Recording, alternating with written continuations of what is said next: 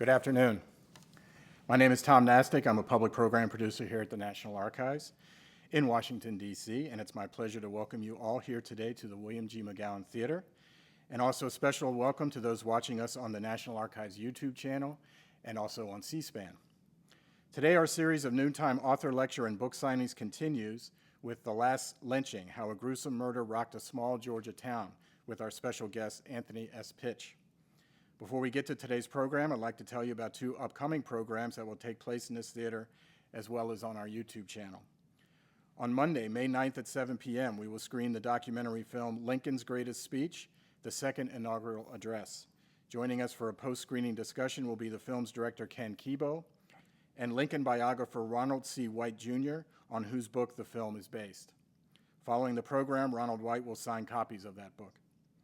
And then on Wednesday, May 11th at noon, Ren and Helen Davis will be here to discuss and sign their latest book, Landscapes for the People, George Alexander Grant, first chief photographer of the National Park Service. This program is the first of several we will present in the coming months, marking the 100th anniversary of the National Park Service. To find more about these and other programs, exhibits, and events at the National Archives, please consult our monthly calendar of events.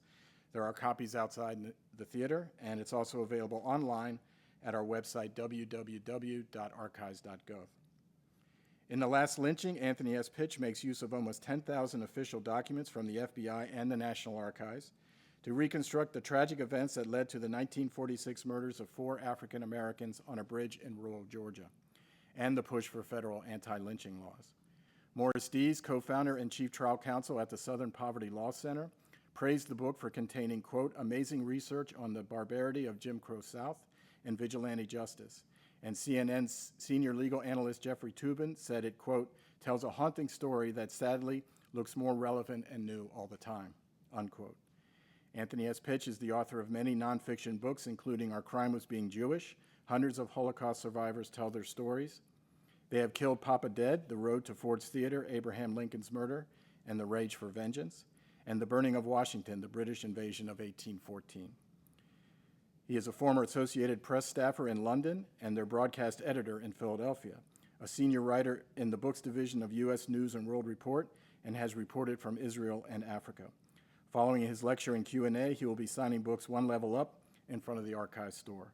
Would you please welcome Anthony S. Pitch back to the National Archives.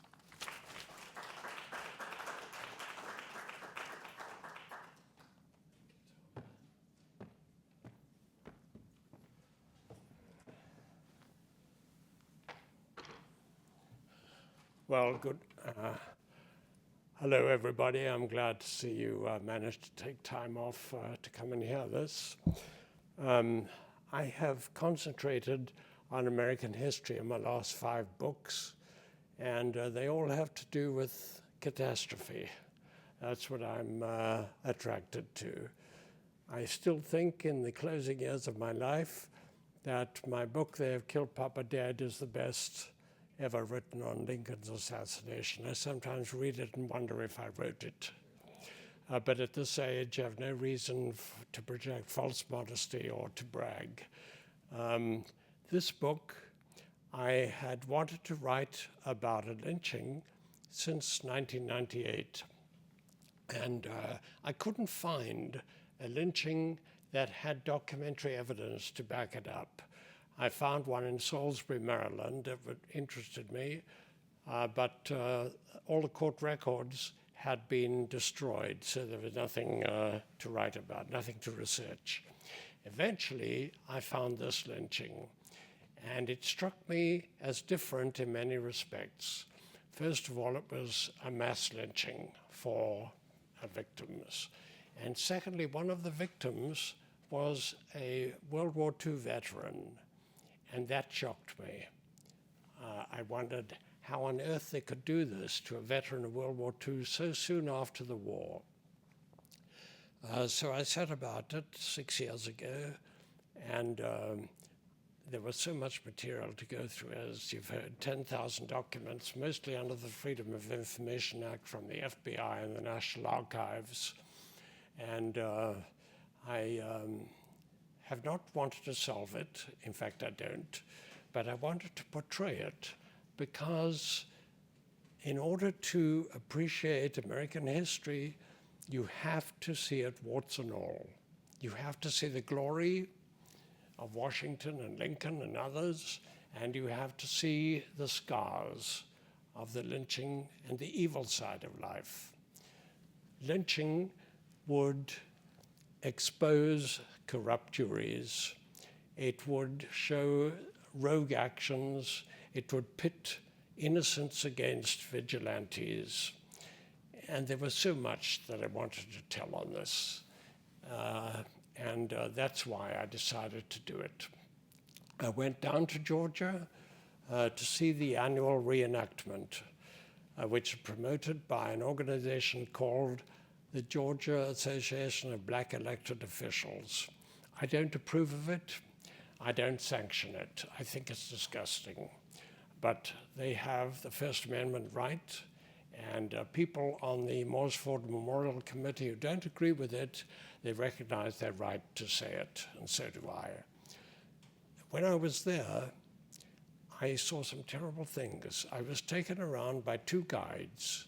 One happened to be a veteran civil rights activist who had survived a firebombing, jail, and other horrors in his quest to report and see these evil sides.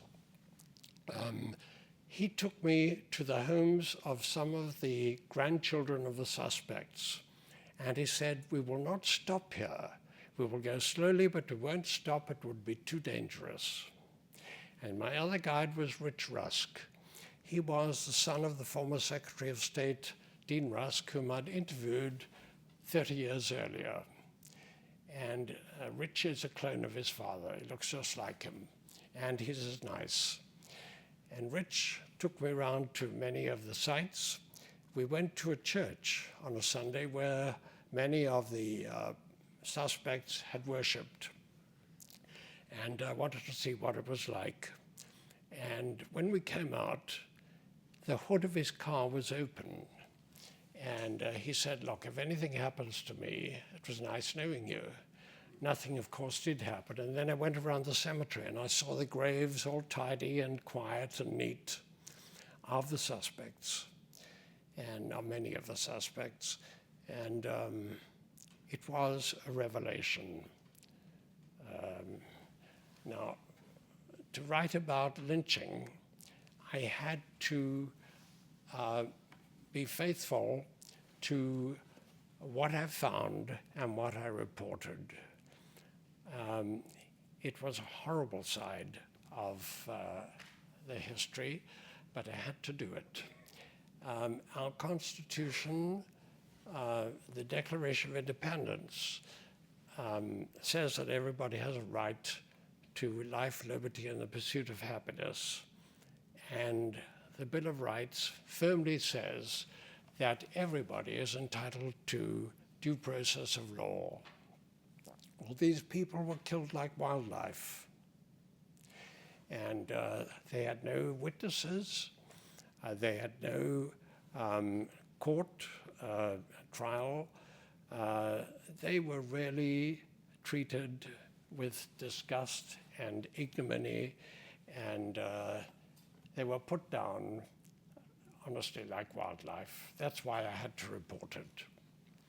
I use the N-word throughout the book. It's a degrading, ugly word that has no place in our modern lexicon. But I use it because nothing so portrays the past as the language in common use at the time. In other words, it is not words heard from our ears at this present time. It's what it was like at that time.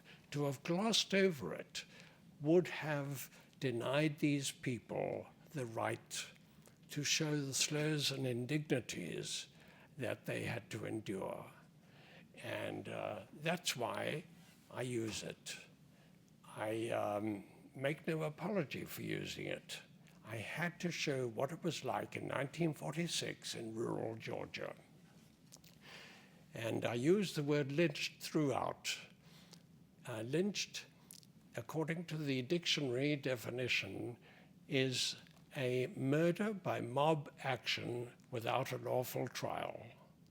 Now, Morris Dees, head of the Southern Poverty Law Center, asked me not to use the word lynched.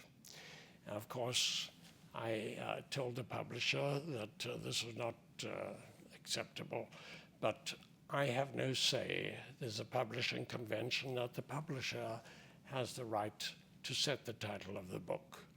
I would not have used it, but it was used by the court officials, the FBI, the White House, the Justice Department, journalists, all kinds of people. They used the word, and therefore I used the word. Now, that was by way of introduction. I said about this, and as I said, it took a long time because there were about 10,000 documents to go through.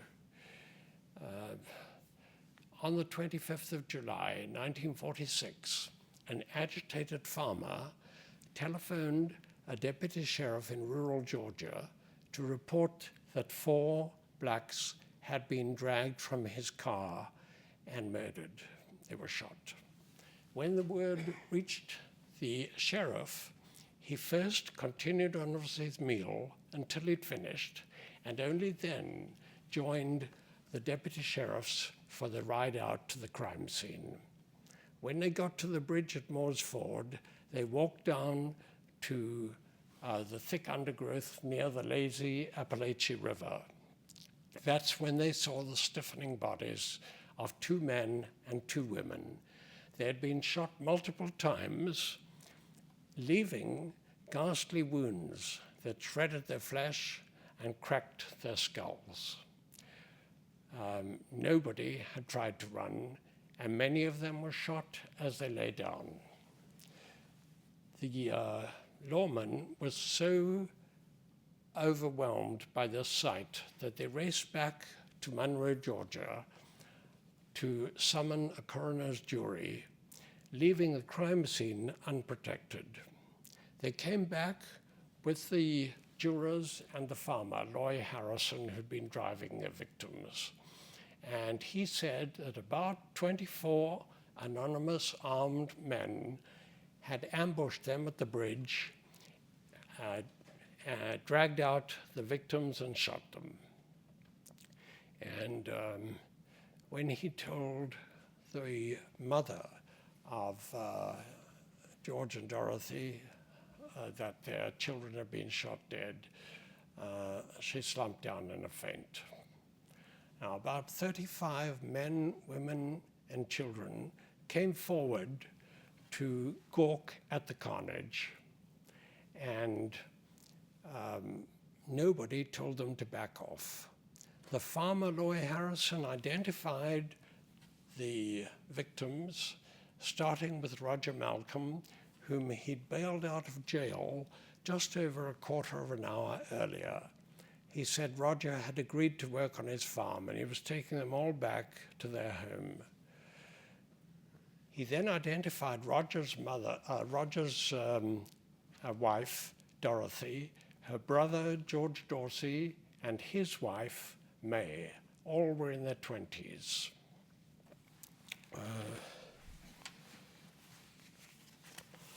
I should have said earlier that I had a stroke recently, and it affected my balance. That's why I walk with a cane. And it affected also my hearing. I'm hard of hearing, and my short-term memory. So when later you ask questions with a microphone in front of you, I probably won't hear, and there'll be somebody in front here to tell me what you asked. But I beg your indulgence on that. I never used to have notes. I hate having notes at a speech, but I have no choice now.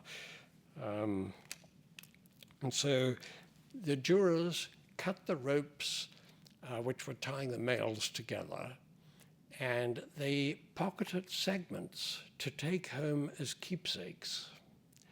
The bailiff even took home as a souvenir a bullet taken from one victim's abdomen. And Rogers, the rope around his neck had been tied so tightly that when it was cut off, the impression was left on his torn skin. Much of his face had been shot off. Groups of onlookers rushed forward to grab souvenirs, even as the 4 victims were taken off to a funeral home. And in the days to come, many more people would stop by looking for mementos, even prying loose bullets which were embedded in tree trunks. A few days earlier, Roger's grandmother had taken the black undertaker aside and said if anything happened to her grandson, she wanted him to look after the body. Now that same grandson lay stretched out in front of him, awaiting the respect he'd promised the elderly lady. There were, at that time, the radio airwaves crackled that night with reports of what had happened, of the massacre. And it was, they said that these unknown people had ambushed their car at a bridge at sunset in the Georgia boonies. It was taut and rapid, the kind of copy that radio thrived on. I know because decades ago, I was the Associated Press broadcast editor in Philadelphia, and that's what they like. But they'd rushed to broadcast this account of their scoop without checking. And if they had checked, they would have found out that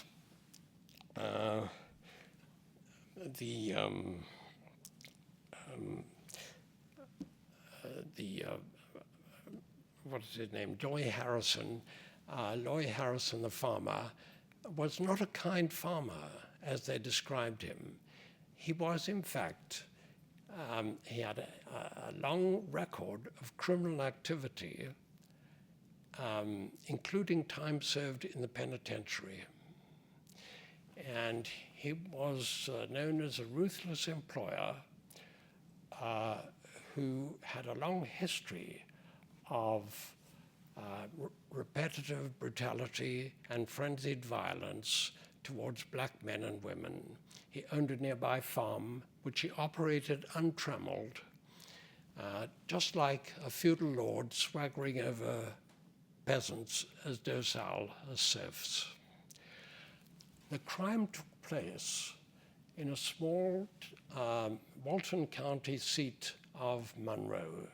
It was such a small town that a visitor could drive a car down the built-up area of the main street in slightly longer than it took to fill up the car's tank with gas. There was a sense of languid ease to this urban center for the surrounding farming community. The red brick county courthouse overlooked the town with aging authority, as if mindful of its role as the keeper of a settled way of life.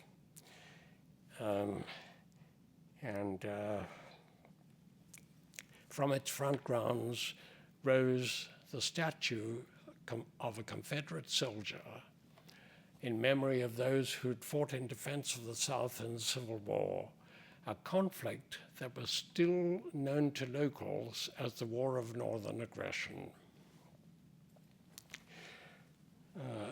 Evidence later compiled by the investigators showed that most of the suspects must have come from Hestertown, a neighborhood 7 miles southeast of the center of town. Hestertown was so named because many people were descended from or related to a family called Hester. Many of them were illiterate, and Hestertown, the people who lived there,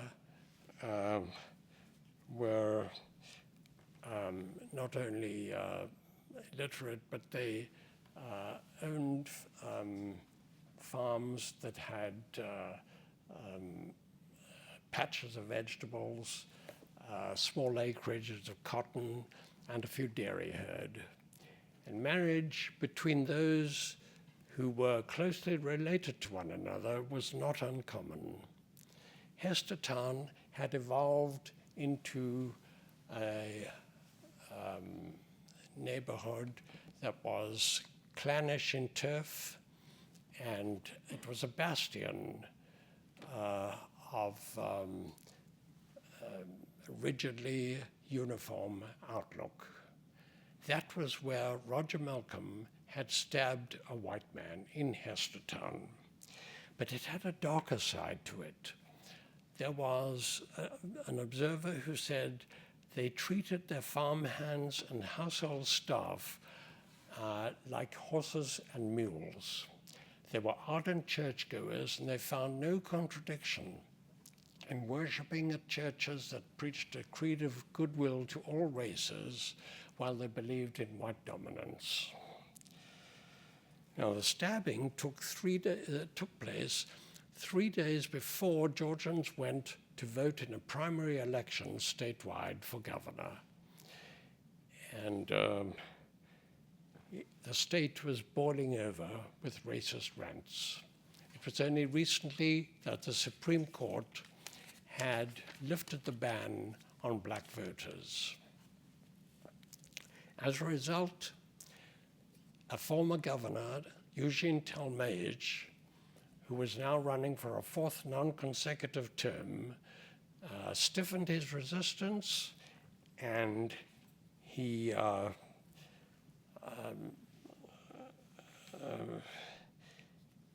was the kind of person who incited boisterous crowds to the edge of reckless enthusiasm. He made no bones about where he stood. He presented himself as the white people's candidate to use the N-word often. And he said if re-elected, he would reimpose the ban on black voters. That kind of person. And worse still, his followers disenfranchised tens of thousands of black voters on the grounds of literacy or competency to vote.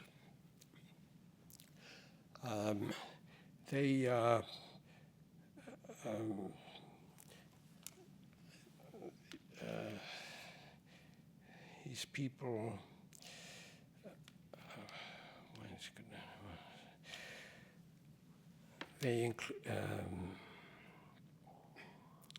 one of those moments when I have a blank. Roger had been in jail for a week, languishing there, and he told the man who had raised him from childhood that he did not want to get out because he was afraid of what they would do to him. Rumors swirled that vigilantes would break in and take his life. But Roger had stabbed a white man, and in Georgia in 1946, he may as well have committed suicide. One local observer said that, quote, if a black man got involved in an altercation or an encounter with a white man, it was the same as a death sentence against him. But everybody was duped into thinking that everything was fine and okay. The lawyer Harrison told his passengers to go and shop in Monroe and meet him back at the courthouse at 5 o'clock in 2 hours. They went away, he said, happy and contented that Roger would soon be bailed out of jail. He himself, he said, occupied the 2 hours by trying to get his car repaired, greeting a few friends, doing some grocery shopping, and swapping small talk with friends at the town's ice plant. His movements seemed to be routine and harmless. But as he took them back, he said he thought they had been drinking although autopsies later proved otherwise. He said they were talking louder and quicker than they used to, but they all seemed happy and contented. A quarter of an hour later, they arrived at Morsford Bridge, a single lane going over the bridge, and that was when Harrison said that anonymous people ambushed them, and they asked everybody to put their hands up, and then they dragged out the two black males, roped them together, dragged them down to the undergrowth near the river. And then Harrison said he thought he heard Rogers say, "My time done come." One of the women, according to Harrison, recognized an ambusher and yelled out his name. And so anonymous men then grabbed the two women, dragged them out and hauled them down to where their mates were, and they were all butchered by gunfire. Harrison said he didn't recognize any of the ambushers, nor could he remember the name of the ambusher yelled out by the woman. So they let him go, and he fled back to a store to telephone the deputy sheriff about the massacre. Now, as you can imagine, this slaughter created national headlines and then international headlines. Even more so when they discovered that one of the victims was a decorated veteran of World War II, George Dorsey. Outraged veterans cried out for justice for the loss of one of their own. And people asked how it was possible that the barbarity of the enemy in World War II could have found a place in the land of the victors. 30,000 letters of protest and anger flooded the White House, the Justice Department, and the FBI. And one black veteran said that he and people of his race wondered whether the sacrifices had been worth it. A letter arrived at the White House from a black preteen in the West Coast, and she said her people had fought and died for America, as well as any other tribe. In the US Senate, Southerners grouped together in beleaguered defense. They accused outsiders of trying to make political capital out of this crime just because blacks were involved and it happened in the South. They said that crimes of equal brutality in other states were never given as much publicity. President Harry Truman expressed horror, and the Attorney General ordered an immediate and a full investigation by the FBI. There was a White House vigil of people who protested this brutality. They stood in front of the White House, and in distant San Francisco, people of both races marched silently down the main street, Market Street, holding placards. One of the placards read, Guadalcanal 42, North Africa 43, Germany 44, Okinawa 45, Monroe, Georgia 46. The nation erupted in fury, demanding the immediate arrest of members of the lynch mob. Now, the FBI had been held in high esteem at that time because they had finally brought to heel the gangster Al Capone, the bank robber John Dillinger, and other crooks and mobsters. But in this case, they endured shame and disgust because of the clumsy ineptness of the lead FBI investigator. J. Edgar Hoover, director of the FBI, demoted that man, sending him to another state at a reduced salary for not obeying orders. And of course, the man immediately handed in his revolver and resigned.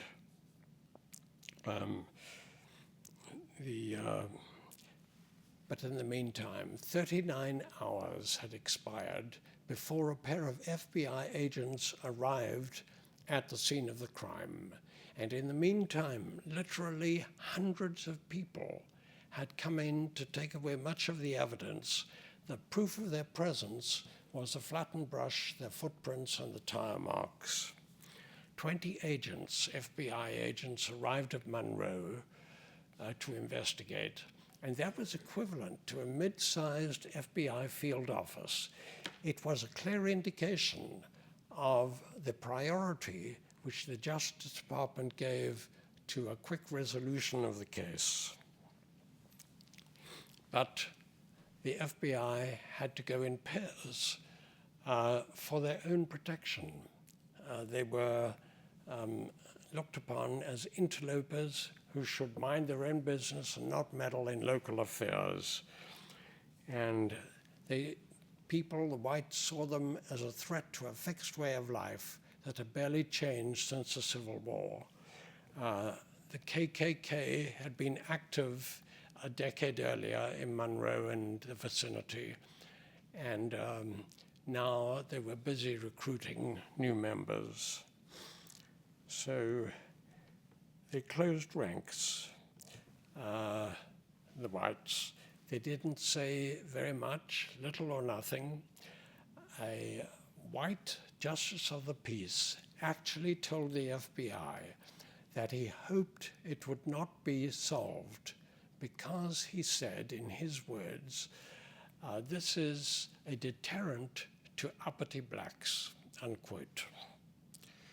They even slandered the FBI, accusing them of barging into homes of partially clothed women and threatening them while they searched for evidence. They refused, many of them refused to sign their statements to the FBI or deliver up their guns, and the FBI had no jurisdiction to demand otherwise. Few farmers disguised their belief in white dominance or tempered their feelings with ambivalence. Now, the black sharecroppers and the household staff were no different. They said little or nothing. They were terrified. They were intimidated and threatened. They were scared of reprisals. And they said that even those who were brave enough to blab to the FBI said there's no way they could talk in an open court and give testimony.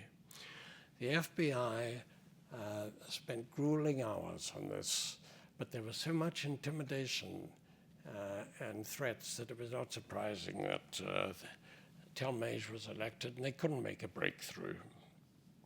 Now, they were stymied from the beginning because in order to get jurisdiction, the FBI had to prove a conspiracy between the killers and Georgia state officials or Georgia lawmen. Failing that, they wouldn't have jurisdiction and they couldn't demand that these people sign their statements or deliver up their weapons. So they were working really with their hands tied behind their backs. They knew, it was obvious, what time Harrison and the sheriff and his deputies would bail out Roger from jail. And they also had time enough to round up a posse of vigilantes to tell them the approximate time that Harrison would arrive at Moore's Ford Bridge. But one of the investigators wrote to Washington, the FBI headquarters, and he said that their stories were holding up. Harrison and the sheriff's stories were holding up, and all of them were plausible. Now, to us, it may seem ridiculous, but that was what they reported. The Georgia Bureau of Investigation would normally have investigated a state crime like murder, but they didn't have the staff or the skills, they didn't have the resources or the manpower to do this, so they deferred to the FBI, which was much superior to them in all those fields. And as time went on, the FBI was accused of bungling the case. Fury turned to ridicule. One newspaper even accused the FBI of capturing the most elusive criminals, but they couldn't even track down a few backcountry Georgia murderers. J. Edgar Hoover simmered. In one of the letters, he wrote to his inner circle that, quote, "We are doing all or most of the work, but when the time comes for the case to be broken, some Georgia politician is going to do all or most of the talking." In other words, he said, if the case is lost, the FBI will get the brickbats, and if the case is won, the FBI will be out of the picture. It was a case of damned if you do and damned if you don't. J. Edgar Hoover let this case go on for 4 months after the massacre. And the reason was he thought that in that time, one of the mob might break ranks and name a state official, which would give the FBI, the conspiracy, the jurisdiction that they needed. And he also thought that the power of an oath had a very, very strong appeal to the suspects.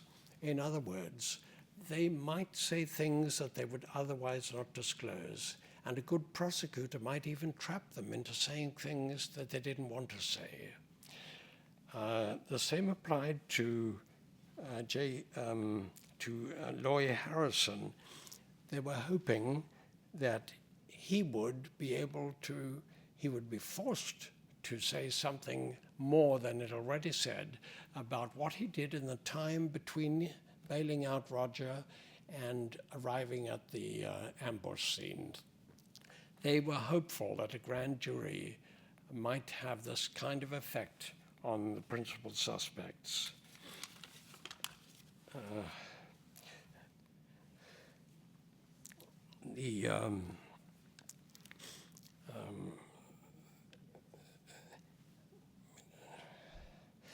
What is his name? Harrison admitted stopping by at the ice plant to talk to friends there. But he denied talking to James Werner or knowing him. James Werner was an out-and-out arch white supremacist. He was a former Army Air Corps marksman who thought nothing of firing a shotgun and other weapons in the directions of blacks or shouting at them not to vote. In other words, keeping them away from the polls. And Harrison absolutely denied that he talked to this man. The Attorney General then wrote a letter to J. Edgar Hoover, and he said, "Dear Edgar, don't you think that our presence in Monroe should continue until we find out if, somebody can implicate the state officials?" And Hoover agreed. And then the Attorney General said, "Let's have a grand jury." Hoover bowed to rank, and he told his subordinates that they would be having a grand jury. Now, that grand jury met for 16 days in December of 1946, and they were made up of 21 whites and only 2 blacks. And it was 4 months after the massacre, so they'd be given a lot of time to get evidence. But they delivered a verdict that was unanimous. They didn't identify anybody, nobody at all. And this was, as you can imagine, a great shock to everybody. They only indicted one man for perjury, and that charge was later withdrawn. So in other words, everybody went free. Now, the repercussions were horrific. A 19-year-old black man called Lamar Howard insisted on testifying at the grand jury, even though he was putting his life on the line. Documents that I managed to get declassified showed that he had told a grand jury that he saw Loy Harrison deep in conversation with James Werner less than an hour before the massacre. He was adamant on that. And then he said he saw James Werner carrying 2 pistols to the ice plant shortly before or shortly after the massacre. That was really putting his life on the line. James Werner and his younger brother Tom Werner, 2 weeks later, arrived at the ice plant, and they took Lamar Howard aside and said that they wanted to know what he told the grand jury. They took him to the back of the ice plant, to a cowshed, and there they beat him with clenched fists.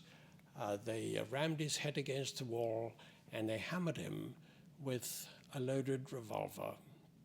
His clothes were blotched red from the beating, and his sockets of his eyes were pummeled purple. But he didn't say anything about a gun because he was afraid that if he did, they would kill him. The Werners, on a tip from some unknown person, were arrested by law officials and charged.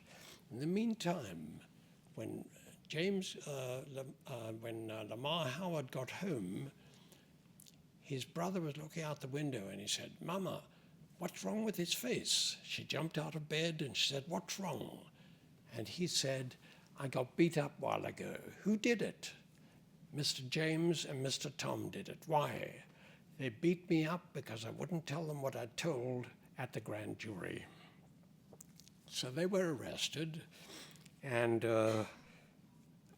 meantime, a white farmer, they were charged with assault and battery, and meantime, a white farmer had told the black undertaker who'd seen to the corpses that every black person who had testified at the grand jury or who was going to give evidence at the trial of the Werner brothers should exile themselves from Georgia. Otherwise, he said, they would all be found shot.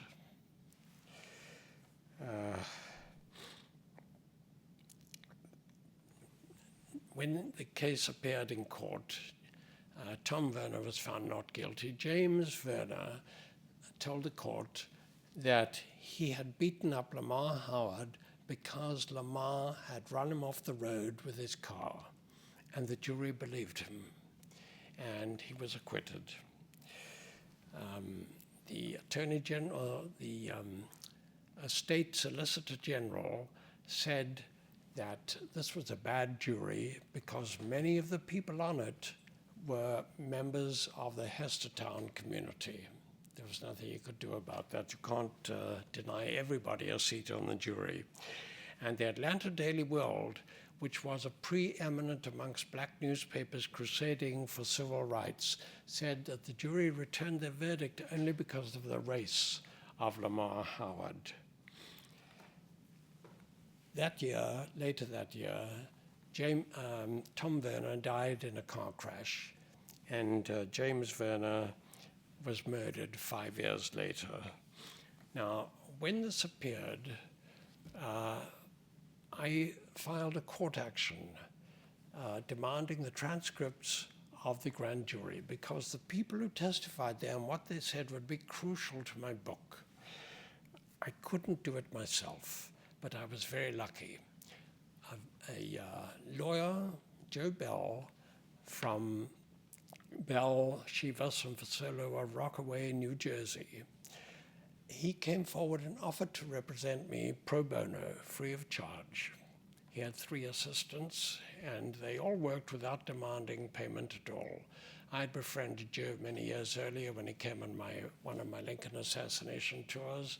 A very, very good man. They filed a great brief, and it seemed that we had a good chance of succeeding because the lead investigator wrote immediately after the grand jury dissolved, he wrote to Washington saying that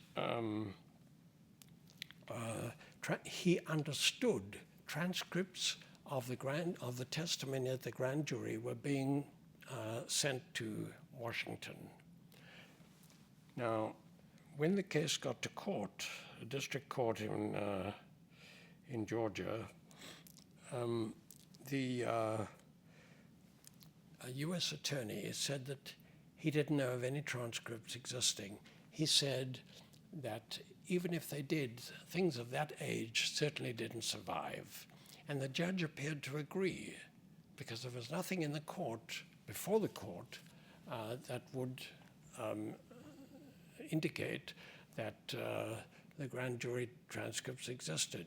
You see, the pivotal wording of the lead investigator in his letter to Washington was, "I understand transcripts have been sent to Washington. I understand." In other words, he wasn't sure.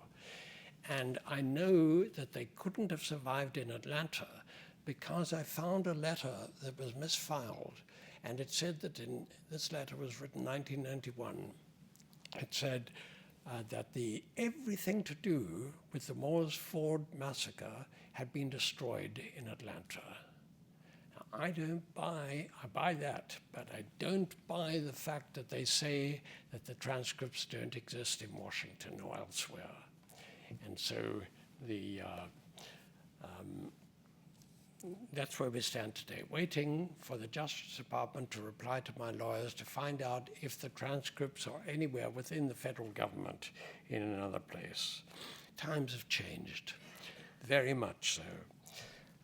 The Moores Ford Memorial Committee was created by people of both races, and they laid plaques beside or near the graves of the 4 victims. Each of them read, "May your suffering be redeemed by," I can't remember the wording of that, "brotherly love. May your suffering be redeemed by brotherly love." They raised funds to endow scholarships in memory of the Dorseys and Malcolms. And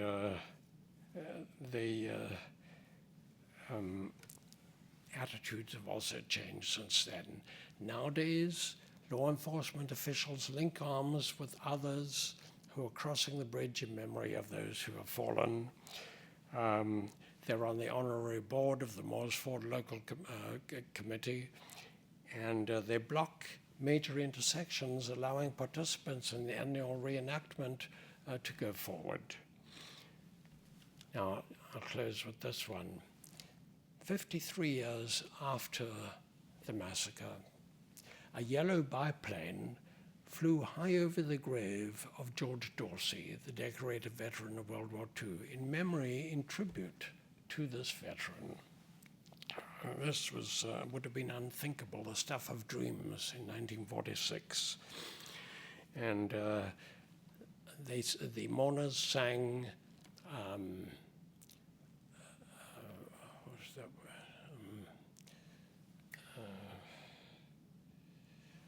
I can't remember the name of that song, oh, for goodness sake. It's, you know, the one where you sing in memory of somebody who's fallen. Anyway, they sang that, and then the soldiers presented a folded flag to a nephew. And they, in other words, they paid homage to this great man. And George Dorsey's sister-in-law was a lady called Ruby. And she said, she was incredulous when she said this. She said, "I never, ever thought it would happen. Thank the Lord I lived to see it." Thank you. I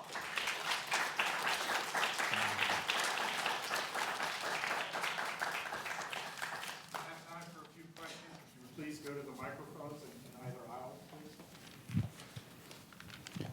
So I have a question over here on your right. And I think it's a great story. I've been aware of it for a long time, especially the great story being the Moores Ford Committee. But I have a problem with your title. You say the last lynching. Well, what would you tell to the family of Mac Charles Parker in Mississippi, or of Emmett Till, or of the 3 civil rights workers murdered in Neshoba County? Don't those, at least 2 of those 3 incidents, don't they count as lynchings? And aren't they in the 1960s? You are absolutely right. Absolutely. I know it wasn't the last lynching, it was the last mass lynching.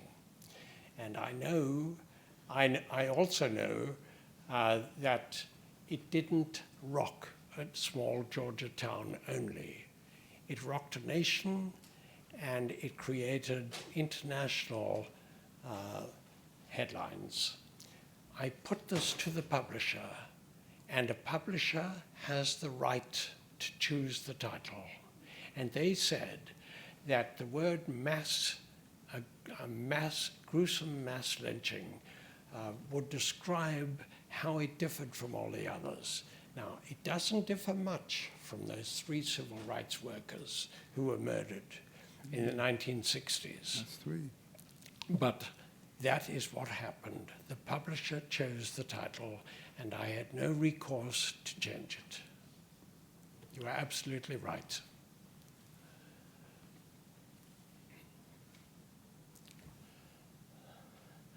Nobody else? There must be.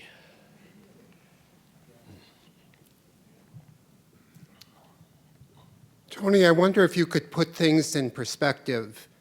Being a native of England, can you think of anything in England that would approach American lynchings first? And for the 1946 lynching, how unique was it? I remember at the Arena Theater seeing The Tallest Tree, and I believe there was a reference to this specific lynching. Had lynching died out in the United States by the post-World War II period? Good question, Rod. Lynching had diminished, but it didn't die out. It was only recently that a black man was dragged behind a truck in Texas. So it's still going on. Now, to find an analogy in England, I mean, I was a schoolboy in the 1950s, and I remember very clearly the Moores, I was going to say Moores Ford Bridge, the killings on the Moors. It was horrific. They tortured children and killed them. And those people, well, one of them was, actually I think both are dead now. They were imprisoned. They didn't carry out the death penalty there. But I honestly don't think that anything approximates what black people went through in lynching. You know, I cite in the preface a debate in 2005 amongst people in the United States Senate, and John Kerry was then a senator.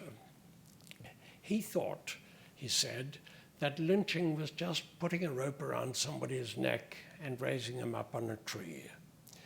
But he said, truthfully, that it involves people going there for sport.